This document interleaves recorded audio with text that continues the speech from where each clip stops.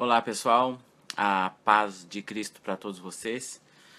Enfim, estamos de volta depois de quase 60 horas sem energia por causa dos ventos que nos atingiram aqui no litoral catarinense, mas graças a Deus nada além de ventos que derrubaram árvores e alguns postes de energia.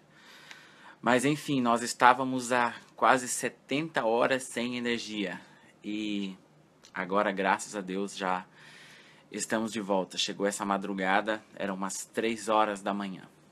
E nós vamos continuar o nosso estudo. Nós estamos em João, capítulo 1, e hoje nós continuamos a partir do versículo 19. Eu quero ler com você. Se você tem condições de ter uma Bíblia em suas mãos, vamos ler. Se não, eu vou ler e você me acompanha, ok? Vamos lá? João capítulo 1, a partir do versículo 19, que diz assim: Este foi o testemunho de João, quando os judeus lhe enviaram de Jerusalém sacerdotes e levitas para lhe perguntarem: Quem és tu? Ele confessou e não negou. Confessou: Eu não sou o Cristo. Então lhe perguntaram: Quem és, pois? És tu Elias? Ele disse: Não sou. És tu o profeta? Respondeu: Não. Disseram-lhe, pois: Declara-nos quem és, para que demos resposta àqueles que nos enviaram. Que dizes a respeito de ti mesmo? Então ele respondeu: Eu sou a voz que clama no deserto. Endireitai o caminho do Senhor, como disse o profeta Isaías. Texto maravilhoso, muito bom, bonito, muito belo de João, no capítulo 1, versículo 19 até o 23, nós lemos hoje. Nós começamos com o versículo 19, onde diz: Esse foi o primeiro testemunho de João, quando os judeus lhe enviaram de Jerusalém sacerdotes e levitas para lhe perguntarem: Quem és tu? Primeira questão, o primeiro registro aqui de João dando um testemunho, porque se você ler o capítulo 1, início, que nós já estudamos na semana anterior, no princípio, João, o capítulo 1, versículo 6, diz que João foi um homem enviado por Deus e veio como testemunha para que testificasse. Então aqui, no versículo 19, o primeiro registro de João dando testemunho, e ele dá esse testemunho para uma comitiva religiosa que vinha para questioná-lo. E essa comitiva, os judeus, se você continuar lendo, diz: esse foi o testemunho de João, quando os judeus, pela primeira vez aqui, no versículo 19, o termo judeus ele é utilizado não se referindo ao povo, de modo geral, mas a um grupo específico, e aí ele especifica quem era o grupo: sacerdotes e levitas, que eles vieram para perguntar a João: quem és tu? Primeira vez que eles fizeram uma pergunta. E aí diz: ele confessou e não negou. Confessou: eu não sou o Cristo. Havia uma expectativa muito grande naquela época para a vinda do Messias. Todos esperavam. Havia um desejo intenso do povo daquela época pela vinda do Messias, para a libertação. O povo estava sob o domínio de Roma, eles estavam pagando impostos altíssimos, eles estavam vivendo sofrimentos terríveis. Havia uma expectativa muito grande. E 400 anos de ausência de voz profética, aproximadamente. E nesse tempo havia uma expectativa muito grande. E quando João aparece, há na mente das pessoas esse questionamento: será ele o Messias? E aí diz que João diz: eu não sou o Messias. Eu não sou o Cristo. João, ele era da descendência de sacerdotes e de levitas, portanto ele era da tribo de Levi. E as profecias diziam que o Messias viria da descendência de Judá, da tribo de Judá. Mas talvez o povão da época não sabia disso. Como eu posso colocar para você em palavras, eles não conheciam a genealogia de João, da onde João vinha. Então, eles esperando que fosse o Messias, vão a João fazer essas inquirições, essas perguntas a ele: tu és o Cristo? Ele diz: eu não sou o Cristo. E aí o 21 continua: então lhe perguntaram: quem és, pois? És tu Elias? E ele disse: não sou. Elias, eles pensavam João ser Elias, porque se você lê Malaquias, que é o último livro do Antigo Testamento, encerra quando Deus está indignado com o tipo de culto que o povo faz.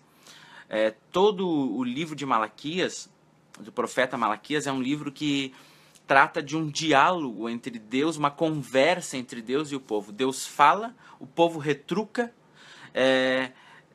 Deus diz um versículo que todos sabem de cor: vocês têm me roubado. Eles dizem: em que nós temos te roubado? E aí Deus: vocês têm me roubado nos dízimos e nas ofertas. Esse é um versículo que todo mundo sabe de cor, né?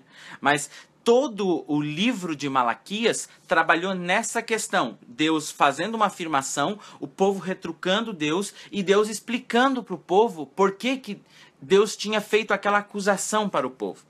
E uma das coisas que Deus estava indignado na época de Malaquias era sobre o tipo de culto. Inclusive tem uma passagem de Malaquias, não me lembro bem onde está agora, que Deus diz assim: eu gostaria que tivesse um sacerdote entre vocês que apagasse o fogo do meu altar e que fechasse a porta e que não houvesse mais culto, do jeito que vocês estão fazendo culto. E, enfim, Deus finaliza, através do profeta Malaquias, o livro de Malaquias, finaliza-se com a promessa de Deus: eu vou enviar Elias. Eu vou enviar Elias para restaurar o culto.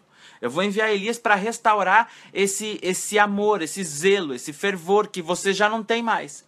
Então, quando João aparece, não foi muito tempo depois disso, ou não muito, ou muito, né? Quase 400 anos.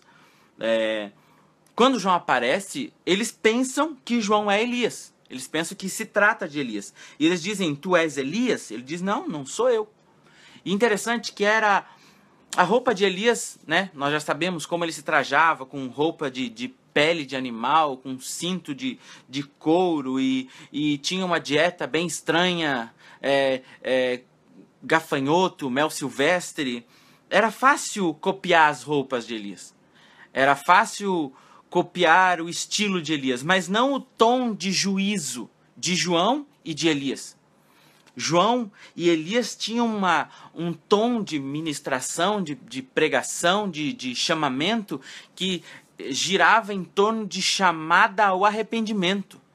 As ministrações de João não eram leves, não eram igual muitas ministrações que tem por aí em muitas igrejas, em muitos púlpitos, que ficam colocando mel na boca de pecador e que ficam dizendo: Deus vai dar vitória para você, Deus vai te abençoar, só tem vitória para você. A mensagem de João era: arrependei-vos e convertei-vos, raça de víboras. A mensagem de João era forte. A entonação de João era agressiva mesmo. A ideia de nivelar o caminho para o Senhor era preparar um caminho com uma mensagem que fosse forte mesmo, que tivesse um tom de chamada ao arrependimento. E eles continuam: és tu profeta? Ainda no versículo 21. E ele respondeu: não. Porque quando eles estavam falando de profeta, eles estavam se referindo a Moisés. Porque a Bíblia diz, acho que é em Deuteronômio, que nunca mais depois de Moisés se levantou profeta igual a ele. Então eles pensavam que João poderia ser também o Moisés, que estava voltando para chamar a atenção do povo. E João diz também não. Então eles dizem para ele no versículo 22, declara-nos quem és, para que demos resposta àqueles que nos enviaram. Que dizes a respeito de ti mesmo? Ele diz assim: João, quem é João por você mesmo? Diga para nós quem você é. Você mesmo. E ele respondeu: bom, se não tem outro jeito, se vocês querem me comparar com alguém lá do tempo antigo, do Antigo Testamento, lá do que já passou, do que aconteceu, se vocês querem me comparar a alguém de lá, eu sou a voz que clama no deserto: endireitai o caminho do Senhor, como disse o profeta Isaías. Isso está lá no livro de Isaías, capítulo 40, verso 3. Naquele contexto, ele estava falando sobre preparar um caminho para o povo que estava voltando do cativeiro babilônico. E isso está lá em Isaías 40, versículo 3. Mas João disse: é para me comparar com alguém, eu sou aquela voz que clamava no deserto, dizendo: endireitem o caminho do Senhor. Esse era o João. Ele se identifica nesse ponto. Ele se recusava a se identificar como um personagem da expectativa popular. Eu não quero me identificar com quem vocês esperam que eu seja. E aqui talvez uma grande lição desse texto para nós finalizar hoje esse vídeo, esse devocional. A tentação de ser o que o povo espera. João foi tentado a ser o que o povo esperava que ele fosse.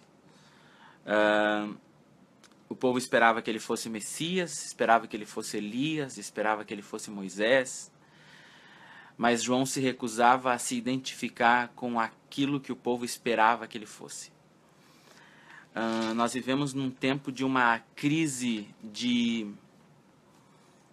pessoas com uma mensagem autêntica, com uma mensagem íntegra, com uma mensagem pura, com uma mensagem que venha diretamente da palavra de Deus e que não esteja baseada em interesses de pessoas. As mensagens, elas vêm sujas. Muitas mensagens em muitos dos púlpitos de muitas igrejas, elas têm vindo suja pelo desejo tolo do pregador em agradar as pessoas. Pelo desejo tolo daquele que usa a palavra, ele suja o seu sermão colocando frases de efeito para agradar ouvidos sensíveis. A palavra de Deus, ela não é e não foi feita, não foi escrita para acariciar ego de pecador. A palavra de Deus não tem em seu propósito agradar pecadores, mas sim convencê-los de quem são. Nós temos entrado em cultos onde ouvimos sair do púlpito mensagens do tipo: você entrou aqui, você vai sair daqui melhor. Eu prefiro que quando alguém ouça a palavra, saia dali pior, saia dali convencido de que é pecador. Porque o convencimento da pecaminosidade, quando eu tenho isso em mim, eu procuro mudar, eu procuro fazer diferente. João se recusava a ser o que o povo esperava, a falar o que o povo queria, a dizer o que o povo gostava. João estava ali com um propósito e ele tinha uma mensagem para entregar. E ele nunca se desviou dessa mensagem. Eu preciso dizer a você isso para encerrar esse momento nessa tarde. Recuse-se a ser o que você não é. Recuse-se a entregar uma mensagem que você não tem. Recuse-se a sujar os teus sermões, os teus diálogos, as tuas conversas com frases de efeito para jogar alguém para cima, para fazer essa pessoa ir para o alto. O lugar melhor onde a gente pode estar é com os 2 pés no chão, cônscios de que somos pecadores e que precisamos da misericórdia e da graça de Jesus. João era assim. João tinha uma missão, a missão dele era testemunhar, e o testemunho dele não era sujo. Não era sujo pelo interesse das pessoas. João pregava uma mensagem limpa. A mensagem a que ele fora chamado a entregar, e nada além mais. Um grande abraço. Continue lendo João junto comigo. João capítulo 1, nós estamos no 19 até o 21 hoje. E vamos continuar. Amanhã não, mas depois de amanhã tem mais, certo? Um grande abraço. Que Deus abençoe você. Fique na paz.